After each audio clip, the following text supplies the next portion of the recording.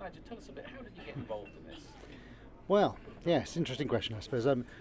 Because I'm the leadership voice, and Vicky first asked me to come and talk at the She Show to give it a different sort of angle, because almost everybody comes from the health, safety, environment thing, and I don't. It's not my world. I come from a kind of developing and mentoring senior leaders world. So I try to kind of challenge them to think about the more strategic angles of what they're doing. So it's not so much about the practicalities as about the message and about the vision and about how they inspire people and engage people. So that tends to be my shtick. Okay, tell us more about this vision of the She Show. What does that look like? Well, for me, all of this stuff ends up being about how people feel. And for me, that's what life is all about. So, and leaders have a massive impact on how people feel, because they dictate whether people enjoy their jobs, whether they care about what they're doing, whether they look after each other, whether they're trying to achieve the goals that the organisation wants. And so my interest is in what's the story, what's that vision then, why should they care, why does it matter? Because too many organisations, in my view, their vision is something like, let's increase earnings per share by 3.5%. Frankly, who gives a damn? Most of the people that are being asked to deliver this, they're not shareholders, they don't get any of that benefit. What's the real benefit? What's the real point of what the organisation does, and how should people engage with it? And then the whole issue of health and safety and well-being, etc., is part of that, is how you get people to that place where they can be their best version of themselves. And I think that's a leadership responsibility. Excellent. And how does this She Show compare with other She Shows? Yeah, it's interesting. I mean, I've been involved with She Shows now for about 5 years, 6 years.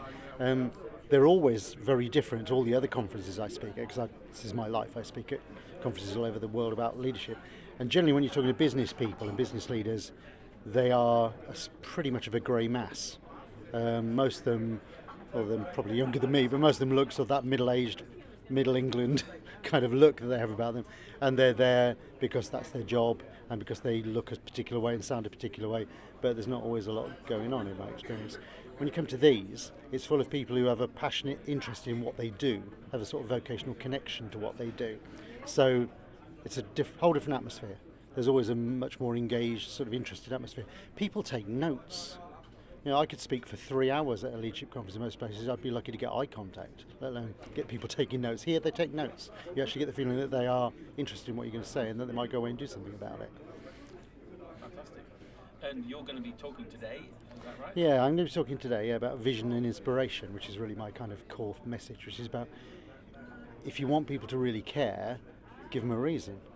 You know, tell them what they're part of. Tell them the story. What's the narrative that they belong in? Where's the organisation trying to go? Who's it trying to benefit? What's the role that they can play and their team can play in making that happen? How do they contribute to all of that? And then how do you inspire people to wake up and be their best version, rather than just kind of phoning it in, going through the motions? I'm going to challenge them, like to say, are you happy working in an organisation that's mediocre? Guarantee people will say no. Yeah, we know law of averages, half of them do, at least. Yeah. So how does that happen? You know, how are so many of our organisations so ordinary when people want them to be great? And I think we overcomplicate it, we over control it, we over systemize it, if that's a word. I'm claiming it now. Yeah, we over regulate everything, and we don't spend enough time thinking about actually engaging people's hearts and minds in doing what they really want to do and doing what they really care about. We make it difficult for them. So I want to kind of unleash a bit of that passion for a better world in some of them. Brilliant. Well, I hope you unleash passion at 2:40 when you speak. I will. And thank you so much for speaking to us, Nigel. Pleasure. Thank you.